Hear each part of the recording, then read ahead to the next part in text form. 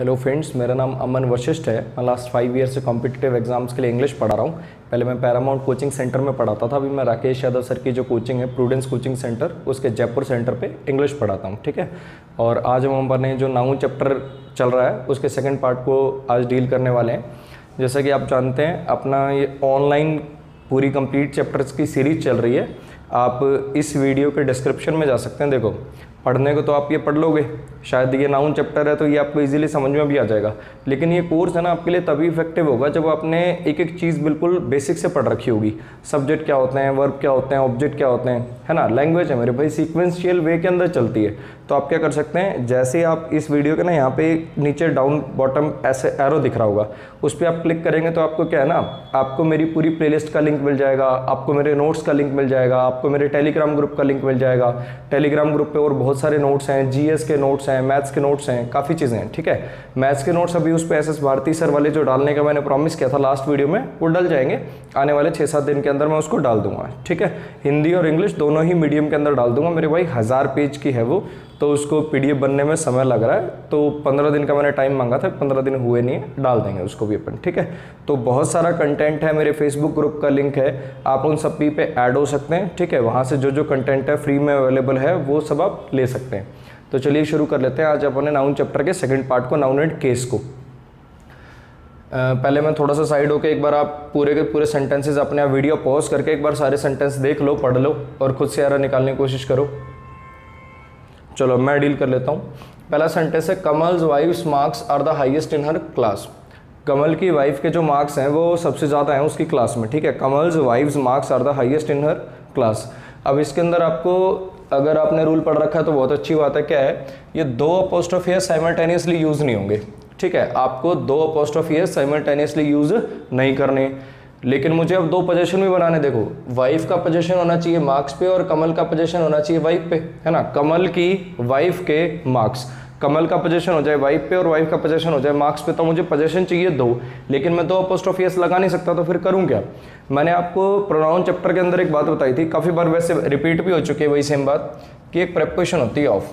ठीक है, ये ऑफ प्रेपोजिशन इंग्लिश ग्रामर में 2 काम करती है। क्या, एक तो पोजीशन बनाना और एक सिलेक्शन को दिखाना। जब मैं कहता हूँ one of the students, one of my students, तब तो क्या करती है, सिलेक्शन को दिखाती है, मेरे स्टूडेंट्स में से एक, या फिर ये पोजीशन भी दिखा देती है। मैं कहूँ द कार ऑफ करण, अगर मैं करन्स कार लिखूँ या द कार ऑफ करण लिखूँ, बात तो एक ही है, पोजीशन को दिखाना है। और प्रेपोजिशन पोजीशन को भी दिखा देती है। तो हम क्या करेंगे, एक पोजीशन तो ऑफ की मदद से बना लेंगे और एक पोजीशन अपोस्ट्रोफी एस की मदद से बना लेंगे, तब ये सही हो जाएगा। तो आपको इस सेंटेंस को कैसे लिखना चाहिए था, बेसिकली आपको इस सेंटेंस को लिखना चाहिए था, द मार्क्स ऑफ करण's वाइफ। आपको लिखना पड़ेगा द मार्क्स ऑफ करण है, कमल है, जो भी है, कमल्स वाइफ। ठीक, आपको 2 पोजीशन बनाने थे। अब देखो, कमल का पोजीशन बन गया वाइफ पे, कमल्स वाइफ लिखते ही वाइफ रह गई कमल की, है ना, और ये मार्क्स किसके हो गए, इस वाइफ के। तो वाइफ भी घर में ही रह गई और मार्क्स भी घर में ही आ गए, है ना। दोनों चीज़ों पे पोजीशन बनाना जरूरी था भाई, वाइफ पे भी पोजीशन बनाना है और वाइफ का मार्क्स से पोजीशन बनाना है। आपको 2 पोजीशन बनाने थे। दिक्कत क्या थी, दिक्कत ये थी कि अपोस्ट्रोफी एस 2 साइमल्टेनियसली आप यूज़ नहीं कर सकते, तो फिर आपको कैसे लिखना पड़ जाएगा, the marks of Kamal's wife. ठीक, नेक्स्ट सेंटेंस को देखिए। इसमें आपने रूल पढ़ा होगा क्या, कि 2 अपोस्ट्रोफी एस, अगर मान लो, समझना इसको ज़रा पहले तो क्या ना, इस रूल को ना दुनिया जान की किताबों ने बहुत अजीब तरीके से दे रखा है। मुझे समझ में नहीं आता कि इतना बेसिक सा रूल है, इसको गलत क्यों लिखते हैं। वो कह रहे हैं कि अगर 2 नाउन में मतलब खून का रिश्ता हो, ब्लड रिलेशन हो, तो अपोस्ट्रोफी एस जो है वो 1 पे ही आता है। यदि 2 नाउन कपल हो तो अपोस्ट्रोफी एस 1 पे ही आता है। ये कहाँ से लॉजिक बने, मुझे तो समझ में नहीं आया आज तक। ठीक है, अच्छे लेवल की किताबों में ये बात लिखी हुई है, मतलब फॉरेन ऑथर की नहीं, इंडियन ही करते हैं ऐसे काम। तो इसको आसान तरीके से समझते हैं। देखना, जब 2 नाउन का पोजीशन कॉमन नाउन पे हो, एक ही नाउन पे 2 नाउन का पोजीशन हो, जैसे अब समझना सचिन और सहवाग की जो पार्टनरशिप है ना, वो स्टिल एक वर्ल्ड रिकॉर्ड है। ये पार्टनरशिप जो है ये अकेले सचिन की है क्या, नहीं, पार्टनरशिप तो हमेशा 2 बंदों की होगी, अकेले सहवाग की भी नहीं है। अब सचिन कहते हैं मैंने रन ज़्यादा बनाए थे तो मेरी ऐसा भी नहीं कह सकते, है ना। पार्टनरशिप हमेशा 2 बंदों की होती है। वही पार्टनरशिप, एक ही पार्टनरशिप सहवाग की भी है और सचिन की भी है। जब 2 अलग अलग नाउन का एक सेम कॉमन नाउन पे पोजीशन हो, जब दो अलग अलग नाउन का एक ही सेम कॉमन नाउन पे पोजीशन हो तो उस केस में क्या है, आपका जो अपोस्ट्रोफी एस है ना सिर्फ लेटर नाउन पे यूज करना होता है। Sachin and Sehwag's partnership is still a world record. ठीक है, अगर दो अलग अलग नाउन का एक ही नाउन पर पोजीशन हो, यानी उनका पोजीशन जो है वो कॉमन हो, तो आपको क्या करना होता है, use apostrophe s only with a latter noun, बाद वाले नाउन के साथ ही यूज किया करो अपोस्ट्रोफी एस का। इस सेंटेंस पे आओ, John's and Mary's houses are in the same block. John और मैरी के जो घर है वो सेम ब्लॉक के अंदर है। अब ये जॉन और मैरी वाला सेंटेंस आपने खूब दे रखा होगा, उसमें जॉन एंड मैरी को कपल बना रखा होता है ना, तो मेरे भाई ये कपल वप्पल जॉन मैरी नाम देख लिया तो कपल थोड़ी हो गया अपने आप। और वैसे भी थोड़ा सा आईक्यू यूज करो, हाउसेज लिख रखा है, प्लूरल में लिख रखा है। दूसरी बात, इन द सेम ब्लॉक लिख रखा है, अगर ये एक ही घर होता तो इन द सेम ब्लॉक लिखने की जरूरत थी क्या? नहीं, इसका मतलब दोनों के घर अलग अलग रहे होंगे। जॉन और मैरी के जो घर हैं वो सेम ब्लॉक के अंदर ही हैं, तो इसमें क्या है, ये जो हाउसेज हैं इनके पोजीशन अलग अलग है, मतलब जॉन का हाउस अलग है, मैरी का हाउस अलग है, तो ये कैसा हो गया, नो एरर हो गया। समझ में आया? इसमें कोई एरर है नहीं। अब इस पर आ जाओ, एक आपने देखा हो जैसे ये जो अपोस्ट्रोफी एस लगाने वाला काम होता है ना, सिर्फ किसके साथ होता है, नाउन के साथ होता है। मान लो मैं कहूँ करंज कार, ऐसे करके, ये जो अपोस्ट्रोफी एस लगाने वाला काम होता है किसके साथ होता है, सिर्फ नाउन के साथ होता है। लेकिन कुछ प्रोनाउन भी ऐसे जिनके साथ अपोस्ट्रोफी एस लग जाता है। आपने सबसे पहले देखा होगा one, one's life, one must work hard to fulfil one's dreams, one's dream, ONE apostrophe S.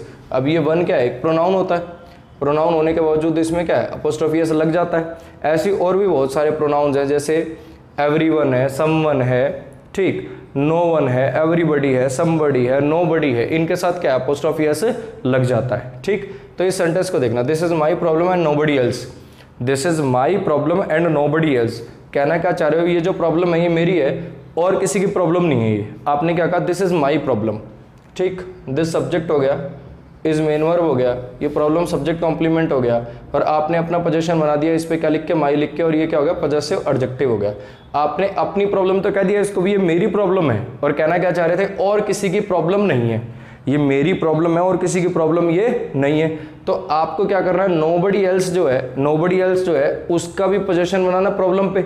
या तो ऐसा लिखो, this is my problem and nobody else's problem, ऐसा लिखो। लेकिन प्रॉब्लम नाउन को दो बार रिपीट करने की जरूरत क्या है, आपको पता है ना, बात प्रॉब्लम की हो रही है। लेकिन अब आपको करना क्या है, आपको इस प्रॉब्लम के ऊपर पोजीशन बनाना इस नोबडी एल्स का। तो आपको क्या करना पड़ेगा, अपोस्ट्रोफी एस लगाना। अब बताओ यहाँ लगाऊं कि यहाँ लगाऊं, नोबडी पे यहाँ पे पोजीशन यूज करूं कि यहाँ पे। समझना, जब एल्स वर्ड का यूज हो जाए इनके साथ, नोबडी एल्स, एवरीबडी एल्स, ठीक है, समबडी एल्स, तो उस केस में अगर पोजीशन बनाना पड़े तो अपोस्ट्रोफी एस इस पे लगाया करो। ठीक है जी, पहली बात तो ये कि everybody, somebody, nobody, everyone, someone, no one, अकेला वन, इनके ऊपर अपोस्ट्रोफी एस का यूज हो सकता है। ठीक है, दूसरी बात, अगर इनके साथ एल्स का यूज हो रहा हो तो उस केस में क्या करना है, आपको अपोस्ट्रोफी एस जो है वो एल्स के ऊपर यूज करना है। ठीक, अब आ जाओ इस पे, mister Gupta come to our party in his sons in law car. अभी चाहे तो इसको ब्रेक कर सकते हैं, चाहे तो बच्चे अपन सारी सेंटेंस ब्रेक कर सकते हैं, लेकिन आजकल मैंने अब ये ब्रेक कम करवा रहा हूँ। कम इसलिए करवा रहा हूँ क्योंकि मुझे लगता है आप ब्रेक कर लोगे। और ब्रेक करने का रीज़न क्या था, ब्रेक करने का कुछ ऐसे एरर थे जो ब्रेक करे बिना कराए नहीं जा सकते। अब इस एरर में ब्रेक करने की जरूरत नहीं है तो मैं कर नहीं रहा, वरना करने को क्या है, कुछ भी दिक्कत नहीं। मैं कहूँ भी ये क्या है, ये यहाँ पे मेन वर्ब हो गया, ये सब्जेक्ट कॉम्प्लीमेंट हो गया, प्रिपोजिशन हो गया, क्लास इसका ऑब्जेक्ट हो गया, हर पजेसिव एडजेक्टिव हो गया, इज मेन वर्ब हो गया, स्टिल एडवर्ब हो गया। ठीक, ये वर्ल्ड रिकॉर्ड क्या है, सब्जेक्ट कॉम्प्लीमेंट हो गया, आर मेन वर्ब हो गया, इन प्रेपोजिशन है, ब्लॉक इसका ऑब्जेक्ट है, सेम क्या है, एडजेक्टिव है, और ये पूरा का पूरा किसका, सब्जेक्ट कॉम्प्लीमेंट का काम कर रहा है। स्टेट बता रहा है ना भाई, घर कहाँ पे, सेम ब्लॉक में, ये पूरा का पूरा काम करेगा सब्जेक्ट कॉम्प्लीमेंट का। ऐसे जितने चाहो सारे के सारे ब्रेक कर लो, लेकिन ब्रेक करना जो है ना वो अंग्रेजी की समझ देता है। अगर वो समझ आप लोगों के पास अभी आ चुकी है तो बार बार ब्रेक करने की जरूरत नहीं है। ठीक है, चलो अब मिस्टर गुप्ता जो है वो हमारी पार्टी में आए अपने दामाद की गाड़ी में, सन इन लॉ कार। अब मैंने आपको पिछली क्लास में क्या बताया था, सन इन लॉ कंपाउंड नाउन होता है। अगर ये कंपाउंड नाउन है तो इसमें एस कहाँ लगता है, सन के ऊपर। लेकिन ध्यान रखना, वो जो एस लगा रहे हैं ना आप, सन्स इन लॉ, वो कौन सा है, वो प्लूरल करने वाला एस है, बेसिकली सिंगुलर से प्लूरल बनाने वाला। लेकिन अभी क्या मुझे सिंगुलर से प्लूरल बनाना है, अभी मुझे क्या करना, अभी मुझे इस गाड़ी के ऊपर पोजीशन बनाना है कि मिस्टर गुप्ता जो है वो हमारी पार्टी में आए अपने दामाद की गाड़ी में। बेसिकली मुझे इस गाड़ी के ऊपर पोजीशन बनाना है इस दामाद का। ठीक है, तो अब मुझे क्या करना है, अब मुझे ये अपोस्ट्रोफी एस जो है इस सन के ऊपर नहीं लगाना। ठीक, ये अपोस्ट्रोफी एस आएगा लास्ट में। एक कंपाउंड नाउन का ध्यान रखेंगे, कंपाउंड नाउन का प्लूरल करना हो, कंपाउंड नाउन का प्लूरल करना हो मतलब दामाद एक से ज़्यादा करने हो तो ऐसे यहाँ पे आता है, लेकिन अगर पोजेशन बनाना हो किसी चीज़ पे तो वो लास्ट में ही आएगा, चाहे वो चीफ वर्ड है चाहे नहीं है। कल मैंने आपको क्या बताया, मान लो स्टेप डॉटर है, ठीक है, स्टेप डॉटर है, अब इसके अंदर जो चीफ वर्ड है वो डॉटर है, प्लूरल करना है तो आपको क्या करना पड़ा, स्टेप डॉटर्स करना पड़ा, ठीक है जी। और पोजेशन बनाना है तो क्या करना है, वो वहीं करना है, स्टेप डॉटर्स लिखना पड़ेगा। उसमें क्या चीफ वर्ड बाद में आ रहा है तो कंफ्यूजन नहीं होगी कभी बच्चे को। इस केस के अंदर देखना सन इन लॉ, अब मान लो ये वर्ड है सन in law, sun in law, ठीक। अब मैं कहना ही चाह रहा हूं भी मुझे अगर कहना है भी दामाद और एक से ज्यादा दामाद हो, प्लूरल करना हो तो क्या करना पड़ेगा, आपको यहां पे लिखना पड़ेगा सन्स इन लॉ, ठीक। और अगर मुझे इन दामादों का पोजेशन बनाना है किसी चीज पर तो यहां पे मैं क्या कर दूं, देखो अगर मुझे एक दामाद का पोजेशन बनाना हो तो मैं क्या कर दूंगा, सन इन लॉज कार, प्लूरल वाला एस यहां लगता है और पोजेशन वाला एस लास्ट में ही लगता है, चाहे वो वर्ड चीफ वर्ड है चाहे वो वर्ड चीफ वर्ड नहीं है। अब मान लो बहुत सारे दामाद हैं, बहुत सारे दामाद हैं और गरीब आदमी है बेचारा, दहेज में ज़्यादा गाड़ियाँ दे नहीं सकता था, तो सब दामादों को मिला के मान लो 3 दामाद हैं और तीनों के तीनों आपस में भाई थे और तीनों को मिला के इसने क्या किया, एक गाड़ी दे दी। अब ये दामादों की गाड़ी कहना है मुझे, क्या कहना है मुझे, दामादों की गाड़ी। तो दामाद तो मुझे चाहिए प्लूरल, दामाद के लिए मैंने प्लूरल कर दिया लॉजिस्थन्स, ठीक है, और पोजेशन बनाने के मैंने कर दिया ये, तो इसका मतलब हो गया दामादों की गाड़ी। समझ में आया, उसका इस एरर से कोई लेना देना नहीं है, मैं खाली ये बता रहा हूं आपको कि अगर आपको दामादों की गाड़ी कहना पड़ जाए, मतलब नाउन प्लूरल भी करना पड़ जाए और पजेसिव भी दिखाना पड़ जाए तो फिर आपको ऐसे करना पड़ेगा। लेकिन एक छोटी सी बात यहाँ और समझना, ये तो हो गया दामादों की गाड़ी, लेकिन अगर मुझे स्टेप डॉटर, मान लो स्टेप डॉटर हैं एक से ज़्यादा हैं और उनकी गाड़ी कहना हो, समझना आप जरा क्या कहना हो। मान लो एक स्टेप डॉटर है, इसको मिटाता हूँ थोड़ा सा, ठीक, मैंने कहा स्टेप डॉटर, ठीक है, स्टेप डॉटर। अब मुझे इसका अगर प्लूरल करना हो तो क्या करूंगा मैं, स्टेप डॉटर्स, ये प्लूरल हो गया इसका। अब मुझे मान लो इसका पोजेशन बनाना है, इस बार प्लूरल नहीं करना, इस बार एक मेरी स्टेप डॉटर है और उसका मुझे पोजेशन बनाना है इस गाड़ी पे, तो मैंने क्या कर दिया, step daughter's car, step daughter की गाड़ी। अब मान लो मेरी एक से ज़्यादा स्टेप डॉटर्स हैं, ठीक है, और सबको तो गाड़ी दे नहीं सकता, मैंने एक ही गाड़ी दे रखी है और वो सबकी गाड़ी है। अब मुझे क्या करना है, अब मुझे करना है भी इसका प्लूरल भी हो जाए और इसमें पोजेशन भी आ जाए, तो क्या कर दूं, स्टेप डॉटर्स कर दूं और फिर ये कर दूं, चलेगा ये, ऐसा लिख दूं तो चलेगा क्या, नहीं चलेगा, समझना कैसे। अब आपको सिर्फ ये यूज करना पड़ेगा। अब देखना ऐसा हो क्यों रहा है, कोई ज्यादा तगड़ा लॉजिक नहीं है, बिल्कुल आसान सी बात है। अगर आप लिखते हो स्टेप डॉटर, स्टेप डॉटर सिर्फ इतना लिखो, ठीक, इसका की प्रोनाउंसिएशन क्या निकली, स्टेप डॉटर, आपने इसको प्लूरल कर दिया, क्या होगा, स्टेप डॉटर्स, ठीक। अब इसको पढ़ के दिखाओ जरा, इसको पढ़ पाओगे, स्टेप डॉटर्स नहीं बोल पाओगे, नहीं बोल पाओगे तो फिर ये मत लगाओ, फिर सिर्फ सिंबल का यूज करो।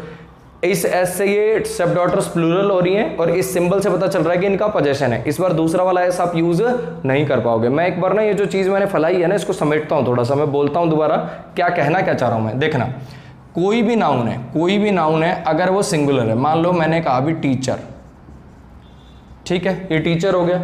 अब मुझे कहना है टीचर का बिहेवियर, मैंने कहा टीचर्स बिहेवियर, ठीक, मैंने कह दिया टीचर का बिहेवियर। अब मुझे करना क्या समझना है, यहाँ पे मुझे यहाँ पे टीचरों का बिहेवियर लिखना है। एक टीचर का बिहेवियर देखो, टीचर अकेला सिंगुलर, ठीक है, अब टीचर का बिहेवियर तो टीचर्स बिहेवियर हो गया। अब मुझे करना है टीचरों का बिहेवियर, मुझे टीचर को प्लूरल करना और पोजेशन भी बनाना बिहेवियर पे। तो मुझे क्या करना पड़ेगा, देखो इसको प्लूरल करने के लिए तो मैंने ये कर दिया है ना, अब इस पर पोजेशन बनाना है तो क्या ऐसा कर दूं, तो टीचर का टीचर्स, टीचर्स दो बार जो बोलना पड़ेगा, ऐसा प्रोनाउंसिएशन में पॉसिबल नहीं है। तो हम क्या करते हैं, हम सिर्फ इसको यूज करते हैं। इससे क्या पता चला कि प्लूरल है और इस सिंबल से क्या पता चला कि इसके ऊपर पोजीशन है, ठीक। लेकिन कंपाउंड नाउन में देखना क्या होगा, कंपाउंड नाउन में मान लो एक दामाद है, आपने कहा सन इन लॉ, ठीक, सन इन लॉ। अब क्या करना है, इसको प्लूरल करना है, एक से ज्यादा भी हो जाए और इनका एक गाड़ी पे पोजीशन भी बनाना है। मान लो ये गाड़ी है, ठीक, मुझे कहना है दामादों की गाड़ी। अब इसका पोजेशन बनाने के लिए तो यहां लिख दिया और इसका प्लूरल करने के लिए यहां लिख दिया। यहां दो बार, मतलब प्लूरल वाला एस और अपोस्ट्रोफी एस वाला दोनों लिखने पॉसिबल नहीं थे क्योंकि प्रोनाउंसिएशन में दिक्कत हो रही थी, लेकिन यहाँ ये चीज़ पॉसिबल है क्योंकि इसमें प्लूरल वाला एस और जगह लगता है और पोजेशन वाला एस और जगह लगता है। समझ में आया? उसका इस एरर से लेना देना नहीं है, आपको नॉर्मली बता रहा हूँ कि अगर कोई ऐसा कंपाउंड नाउन हो जिसका चीफ वर्ड शुरू में होगा तो उसका जब प्लूरल प्लस में पोजेशन दोनों काम एक साथ करोगे तो ये एस भी आएगा और ये एस भी आएगा। लेकिन जनरली क्या होता है, एक प्लूरल नाउन के साथ क्या करते हैं हम, सिर्फ अगर जब उसका पोजेशन बनाना तो सिर्फ सिंबल यूज करते हैं, एस का यूज नहीं करते। समझ में आ गया? चलो मिस्टर गुप्ता वाला हो गया। अब ये लास्ट वाला देखना जरा, इसमें क्या है, the earth crust is earth inner most layer is made of lava. ठीक है, अर्थ की जो सबसे अंदर वाली लेयर है वो लावा से बनी हुई है। अब बच्चों को लगता है सर अर्थ तो नॉन लिविंग है ना, नॉन लिविंग है तो इसके ऊपर तो अपोस्ट्रोफी एस आना नहीं चाहिए, लेकिन बच्चे नो एरर है। अब ऐसा क्यों हो रहा है समझना। अब काफ़ी जगहें ऐसी होती हैं। अब इस एरर को समझने से पहले मुझे एक बात बताओ, चलो अगर मैं ऐसा लिख दूँ करंज कार तो ये सही है, या फिर मैं इसकी जगह पे ऐसा लिख दूँ द कार ऑफ करण तब भी सही है। यानी एक जो लिविंग बीइंग है उसका तो आप पोजेशन चाहे अपोस्ट्रोफी एस से बना दो चाहे ऑफ से बना दो, दोनों केसेस में सही है। लेकिन मैं ऐसा लिख सकता हूँ क्या, बिल्डिंग्स टॉप, ऐसा लिख पाऊंगा बिल्डिंग्स टॉप? ऐसा नहीं लिख पाऊंगा कि एक नॉन लिविंग का पोजेशन जो है वो अपोस्ट्रोफी एस से नहीं बनता, ये पढ़ रखा अपन सबने। लेकिन होता क्या ना, कुछ ऐसे केसेस हैं जहाँ पे अपने को अपोस्ट्रोफी एस से भी नॉन लिविंग का अपन पोजेशन बना लेते हैं। ठीक है, केस नंबर 1, ऐसे काफ़ी सारे केसेस हैं, उनमें मैं आपको डील करके बता रहा हूँ कौन कौन से केसेस हैं। Case number 1 personification. पर्सोनिफिकेशन का मतलब होता है मानवीयकरण। आपने हिंदी के अंदर सुना होगा काफ़ी बार, वो मौत के मुंह में चला गया, सुना ऐसा, वो मौत के मुंह में चला गया। तो मौत का मुंह कैसा होता है फिर बताओ। बेसिकली क्या है ना, हमने मौत को एक डेविल, मतलब जिसको कहते हैं ना राक्षस, इमेजिन कर लिया और ऐसे सोच रहे हैं कि वो मौत के मुंह में जा रहा है। आपने सुना होगा कानून के लंबे हाथ। ठीक है, देखिए किसी ने कानून के हाथ, तो समझना मेरे भाई होता क्या ना, कई बार हम नॉन लिविंग थिंग्स को ना एक ह्यूमन बीइंग की तरह इमेजिन कर लेते हैं, उनको पर्सन की तरह इमेजिन कर लेते हैं, उनको पर्सोनिफाई कर लेते हैं। इसलिए क्या होता है, उनके साथ अपोस्ट्रोफी एस सही हो जाते हैं। ठीक है, जैसे आपने सुना होगा भी, मान लो आज जैसे गर्मी वर्मी बहुत है तो फिर क्या कहेंगे भी, यार सूर्यदेव बड़े गुस्से में। ठीक, तो हम जैसे कह देते हैं सूर्यदेव का गुस्सा, क्या रियलिटी में सन को गुस्सा आ रहा है? बेसिकली हो क्या रहा है, वेदर ऐसा है, अपनी अर्थ इस डिग्री पे इंक्लाइंड है जिसकी वजह से गर्मी ज़्यादा है, उसमें क्या खास बड़ी बात है ना। तो किसी सूर्यदेव को गुस्सा उस्सा नहीं आ रहा, बेसिकली वो क्या है, वो हम मान लेते हैं वैसा। ठीक है, हमने सन जो है, जो एक स्टार है, उसको एक ह्यूमन बीइंग इमेजिन कर लिया और सोच लिया आज अगर गर्मी ज़्यादा तो आज उसको गुस्सा ज़्यादा आ रहा है, बारिश होगी तो इंद्रदेव प्रसन्न हो गए, है ना। क्या रियलिटी में ऐसा होता है? नहीं होता। तो समझना कहना क्या चाह रहा हूँ मैं, ये कहना चाह रहा हूँ कि कई बार हम नॉन लिविंग थिंग्स को रियल पर्सन की तरह इमेजिन कर लेते हैं और फिर उनके साथ अपोस्ट्रोफी एस लगाकर उनका पोजीशन बना देते हैं। This is known as personification. Example आपके इसने सुने होंगे, आपने सुने होंगे, देखो सन्स फ्यूरी, सन का गुस्सा। ठीक है, सन्स फ्यूरी, ऐसे आप लिखते हो भी नेचर्स लॉ, कुदरत का कानून। अब कुदरत का रियलिटी में कोई कानून होता नहीं होता, नेचर्स लॉ, फॉर्चून्स फेवरेट, ऐसे करके। ठीक है, जैसे हम मौत का मुंह कहते हैं ना, ऐसे फॉरेन में चलता है डेथ्स आइसी हैंड, मौत के ठंडे हाथ। ठीक है, डेथ्स आइसी हैंड, मौत के ठंडे हाथ, डेथ्स अपोस्ट्रोफी एस, आइसी हैंड्स, ऐसे करके चलता है। लेकिन ध्यान रखेंगे ये पर्सोनिफिकेशन घर से मत करने लग जाना। कल को तुम कहो मेरे मोबाइल के लंबे हाथ, मोबाइल्स लॉन्ग हैंड्स, घर से मत कर देना। ये बहुत पुराने जमाने से चले आ रहे हैं, ये डे टू डे लाइफ में एक्सेप्ट हो गए, स्पोकन में एक्सेप्ट हो गए, अब रिटर्न में भी एक्सेप्ट हो चुके हैं, इसलिए हम उनको मान रहे हैं। घर से पर्सोनिफिकेशन नहीं करेंगे। और काफ़ी सारे ऐसे वर्ड्स होते हैं जो टाइम को, डिस्टेंस को, वैल्यू को बताते हैं। जैसे मैं कहूँ अ पाउंड्स वर्थ, अ टन्स वेट, इस टाइप से। ठीक है, कोई डिग्निफाइड ऑब्जेक्ट है, जैसे कोर्ट की बात है, कोर्ट्स ऑर्डर, ड्यूटीज कॉल, ऐसे करके। सेलेस्टियल बॉडीज हैं, अर्थ एटमॉस्फेयर, सन्स टेम्परेचर, तो उनके साथ भी अपोस्ट्रोफी एस आ जाता है। ठीक है, तो ये कुछ ऐसे केसेस थे जहाँ पे नॉन लिविंग के साथ भी अपोस्ट्रोफी एस आ सकता है। बाकी आप नोट्स के अंदर देख लेंगे, आपको एग्जाम्पल भी काफ़ी सारे और मिल जाएंगे और ये पर्सोनिफिकेशन वाले भी एग्जाम्पल मिल जाएंगे जो पेपर के लिए इंपॉर्टेंट है। ठीक है, इसके अलावा कुछ नाउन के मिसलिनियस एरर हैं, कुछ मैं तो ऊटपटांग एरर ही कहता हूँ उनको। जैसे एक वो एरर दे रखा हुआ है, उसके अंदर आप उसको रीड कर लेना, बहुत इजी से एरर है, कोई खास बड़ी बात नहीं है उसके अंदर।